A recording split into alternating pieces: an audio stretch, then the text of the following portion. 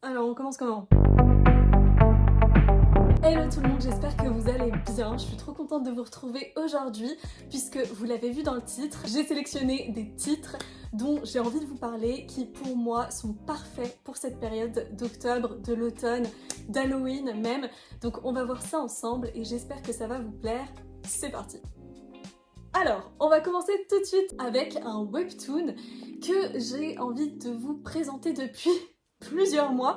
Et en fait, je me suis laissée pour cette période de l'année parce que je me suis dit, s'il y a bien un moment où il faut découvrir ce titre, c'est maintenant. Il n'est pas très connu, en fait j'en ai même jamais entendu parler, vraiment je l'ai trouvé par moi-même sur l'application et il y a tellement de titres, tellement de webtoons géniaux. D'ailleurs, si vous avez envie que je vous fasse une vidéo exclusive sur mes webtoons favoris, n'hésitez pas, si ça vous intéresse, à me le dire en commentaire. Et celui que je vais vous présenter maintenant, il s'agit de Third Shift Society. Alors, tac tac tac. Écrit par Meredith Moriarty et que vous allez pouvoir retrouver sur l'application Webtoon. Et donc... Je pense que vous l'avez compris pourquoi ça faisait très automnal. On est sur un webtoon d'urban fantasy, de surnaturel, dans lequel on va suivre Ellie. Ellie qui est une jeune femme en galère financière, c'est-à-dire qu'elle a du mal à jongler entre ses dettes, le loyer à payer, et en plus elle va perdre son travail. Dès le premier épisode, en fait, elle va se retrouver dans une situation très précaire.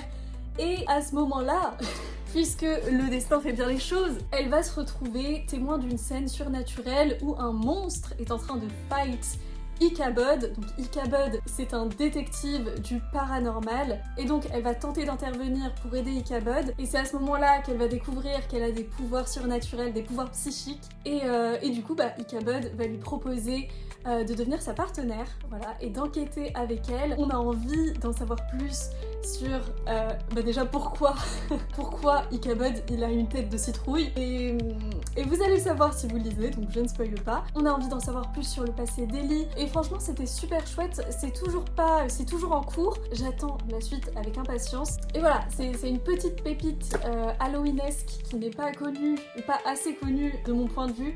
Donc je vous la partage avec plaisir. Et d'ailleurs si vous connaissez, n'hésitez pas à me le dire. Écoutez, on va continuer un peu dans le même thème puisque on va rester dans ce mood de magie, enquête paranormale et mystère avec une bande dessinée que j'ai terminée hier soir et qui n'est nulle autre que Rita Perdido. Voilà, dans cet écrin absolument sublime, vraiment. Les planches sont à tomber par terre. C'est écrit par Victor Dixon et c'est dessiné par French Carlo Magno.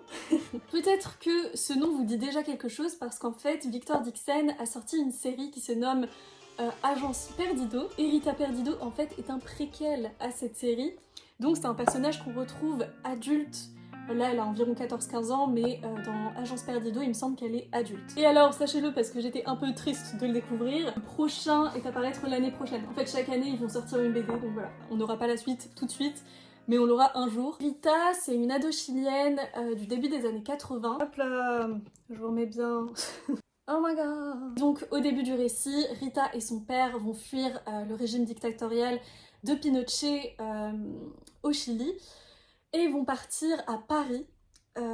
Et c'est là en fait, c'est même un peu avant, Rita va découvrir qu'elle fait partie des retrouveurs. En fait, elle a un don qui va lui permettre de pénétrer dans ce qu'ils appellent des oubliettes. Les oubliettes, en fait, c'est des mondes parallèles dans lesquels se cachent des croque-mitaines. Et les croque-mitaines, attention, je vous vois les personnes qui ont le croque-mitaine de Monstres et compagnie en tête, tout gentil, tout doux, non, pas du tout. Là, les croque-mitaines, c'est ça, c'est ça. C'est des êtres maléfiques, plus ou moins maléfiques, mais en tout cas, il en existe de différents types. Et donc Rita, comme son papa, elle a le don de pouvoir retrouver des objets qui ont été volés, par exemple, par les croque-mitaines et qui se sont retrouvés dans les oubliettes. Voilà.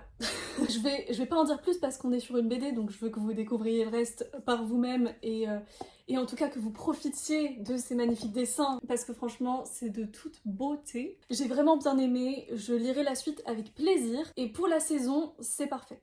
Ok, et si maintenant on parlait alchimie parce que je me suis rendue à l'avant-première de Jupiter Phaeton qui est une autrice auto-éditée très connue ou en tout cas en France puisqu'elle est française et que pour fêter la nouvelle parution de son nouveau roman qui est le premier tome Alors je sais pas si ce sera une trilogie ni plus, mais en tout cas il y aura plus d'un volume, ça c'est clair. Et va la organiser le premier Jupi Event. Voilà, parce qu'il faut savoir que Jupiter est un nom de plume.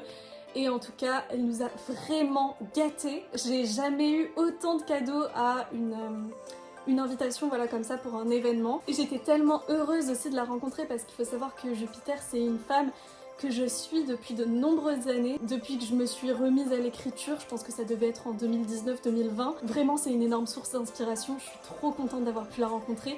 Et même d'avoir pu rencontrer toute sa team en fait. Et on va passer au vif du sujet, parce qu'il faut savoir qu'elle a loué une péniche. Donc on est arrivé, je suis arrivée et on avait un cristal en fait magique qui changeait de couleur en fonction du moment où on posait notre main. Et en fonction de la couleur qui ressortait du cristal, on était admis dans une équipe et on rentrait à l'académie d'alchimie. Et donc qui dit rentrer à l'académie dit sac. Première chose, on arrive et on est gâté par ça. En fait, je pensais même pas repartir avec le sac, je pensais que c'était juste pour l'expérience. Pas du tout. Et donc on avait en fait des petites activités, des énigmes, voilà, en fait à résoudre par groupe. Et vraiment les préfètes, les chefs de groupe étaient absolument adorables. Et sachez que j'étais chez les Luminis, et la couleur des Luminis c'est le jaune. Et j'étais habillée en jaune ce jour-là. Enfin pour vous dire, j'étais vraiment très raccord. Voilà. Et en fait, notre sac avait un petit cadenas que je crois que j'ai gardé. Oui, il est là. Donc on avait un petit cadenas comme ça qui nous empêchait d'ouvrir le sac parce qu'à l'intérieur il y avait plein de choses, plein de goodies. Et à la fin on a reçu, bon là par contre je l'ai pas, je sais pas où elle est, mais je crois qu'elle doit être là-haut. On a reçu un colis avec une clé et donc cette clé nous permettait d'ouvrir le cadenas et de découvrir ce qu'il y avait à l'intérieur de ce sac.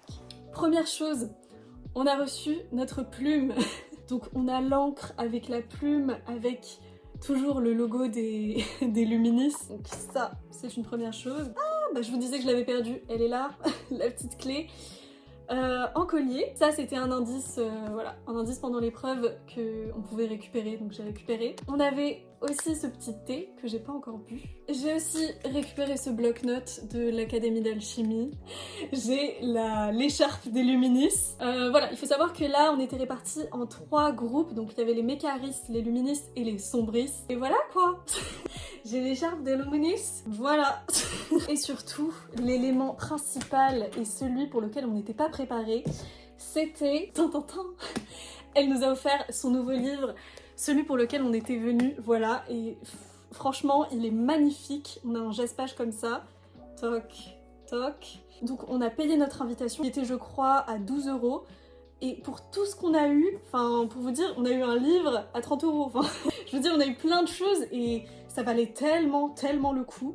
Mais au-delà de ça, vous voyez, enfin, je pense que j'aurais jamais regretté d'avoir payé 12 € parce que j'ai rencontré Jupiter, que je savais qu'on allait être sur la péniche, qu'on allait avoir un goûter, parce que ouais, il y avait un goûter, il y avait des énigmes. Mais là, c'était beaucoup plus que tout ce que j'imaginais, donc voilà.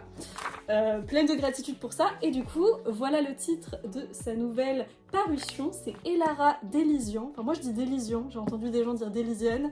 Bref, donc on va suivre notre chère Elara qui fait ses premiers pas à l'Académie d'Alchimie. Alors il faut savoir qu'Elara a 20 ans, voilà. Donc elle entre en 2e cycle et en fait, dans cette académie, on est répartis, vous l'aurez compris, dans différentes factions. On a les Luminis, les Sombris, les Lunaris, les Herboris, les Mécaris. Bref, et donc chaque faction a sa particularité, c'est-à-dire que quand elle va créer son cercle d'alchimie, parce que ouais, on parle de runes, de cercles, tout ça, et donc en fonction de votre faction, de votre affinité à un certain pouvoir, vous allez avoir certaines runes à placer sur votre cercle alchimique. Et nous, alors on suit Elara, qui à la base ne voulait pas se rendre dans cette académie parce que elle, ce qu'elle a toujours voulu, c'est être bibliothécaire. Et en fait, son père travaillait à l'académie et il lui est arrivé des bricoles. C'est-à-dire que son père est décédé et en fait, tout porte à croire qu'il s'agit d'un meurtre. Donc Elara ne compte pas laisser cet acte impuni et va enquêter à l'école. Et donc voilà, en fait c'était ça, sa motivation première pour rejoindre l'académie, c'était enquêter sur la mort de son père. Et elle va se faire happer par les événements puisqu'il y a un tournoi alchimique qui est organisé dans l'école chaque année, il me semble. et elle va faire des rencontres, elle va voilà, tisser des liens, se rendre compte que cette académie a de gros problèmes en termes de réglementation. Bref, plein d'aventures l'attendent. Et pour vous dire, pour vous donner mon avis, au départ j'avais pressenti le coup de cœur parce que ça se lit vite, ça se lit bien, je me suis bien attachée au personnage et surtout ce qu'elle a réussi à faire Jupiter Phaeton, c'est me faire adorer un des personnages secondaires. J'étais vraiment à fond, même s'il apparaît pas beaucoup. Et même voilà, Elara, tous les personnages avaient... je voyais qu'elle avait vraiment développé un monde. Et alors c'est pas des blagues, hein, parce que rien qu'à voir la tête de la carte, elle nous a dit elle-même pendant l'événement qu'elle avait de quoi faire eh bien des livres et des livres et des livres jusqu'à la fin de sa vie en se basant uniquement sur cette map, en développant finalement des personnages dans les différents territoires. Et nous, on se retrouve voilà, à l'académie qui est vraiment splendide. Les pages se tournaient vite, se tournaient bien et vraiment j'ai été happée par cette histoire, par ces différents personnages qui sont finalement jamais tout noir ou tout blanc, donc ça on aime. Et là où j'ai eu un coup de moins bien, c'est vers la fin du récit, vraiment la toute fin, où j'ai trouvé que c'était un petit peu trop prévisible, mais vraiment la toute fin. Je m'attendais à certaines choses et ces choses-là sont arrivées et je me suis dit bon, pourquoi? J'aurais préféré, voilà, d'autres choses auxquelles je me serais pas attendue. Et au final, c'est la dernière page où je me suis dit ok, il y a un élément intéressant que j'ai... Enfin, surtout, je peux rien dire en fait, je peux rien dire parce que sinon je vais spoiler. Mais en tout cas, sachez que, comme je l'ai reçu en avant-première, j'ai vu passer les bandes annonces que je trouve très bien faites d'ailleurs sur le compte de Jupiter Phaeton. Et notamment, ce qui est vraiment mis en avant dans ces bandes annonces, je trouve, c'est la romance entre deux protagonistes.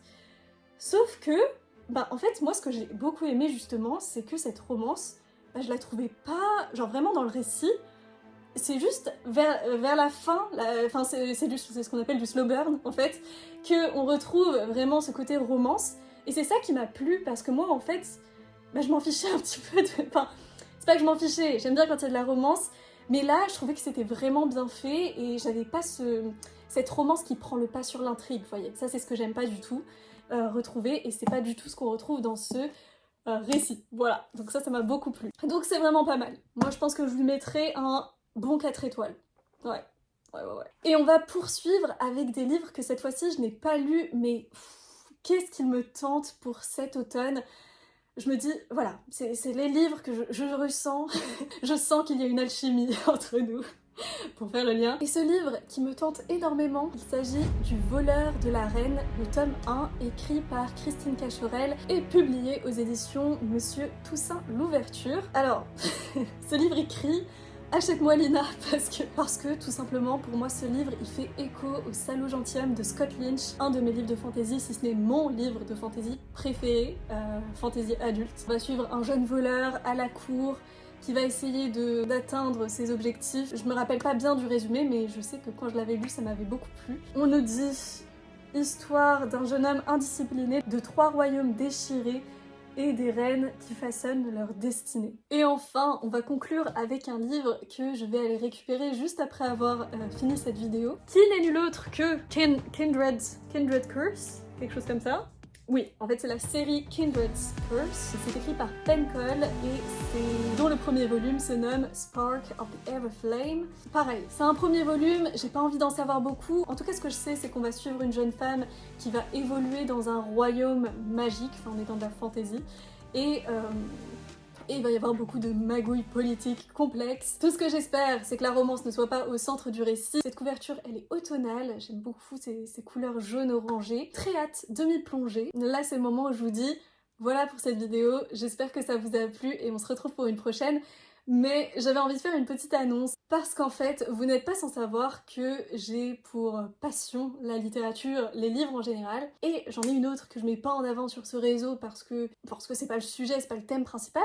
Mais là, là j'ai fait un lien entre les deux donc je me dis pourquoi pas vous en parler. Alors en fait il faut savoir que moi j'adore le théâtre, j'adore les comédies musicales, j'adore l'acting. Donc j'ai créé un compte pour travailler mon jeu d'acteur, voilà, face caméra. Et en fait ce que j'adore faire c'est notamment jouer des passages, des extraits de livres ou de films. Et donc c'est totalement en lien avec la lecture parce que Ça me permet voilà, de jouer plusieurs rôles. Par exemple, j'ai déjà joué Atalante, Cinder, comment elle s'appelle? C'est Iris, j'allais dire Inès, Iris de Divine Rivalité. Et voilà, et en fait j'aime trop. Et donc si ça vous intéresse de regarder un petit peu ce que je fais, puis si ça peut vous permettre aussi de découvrir des lectures comme ça, c'est trop cool.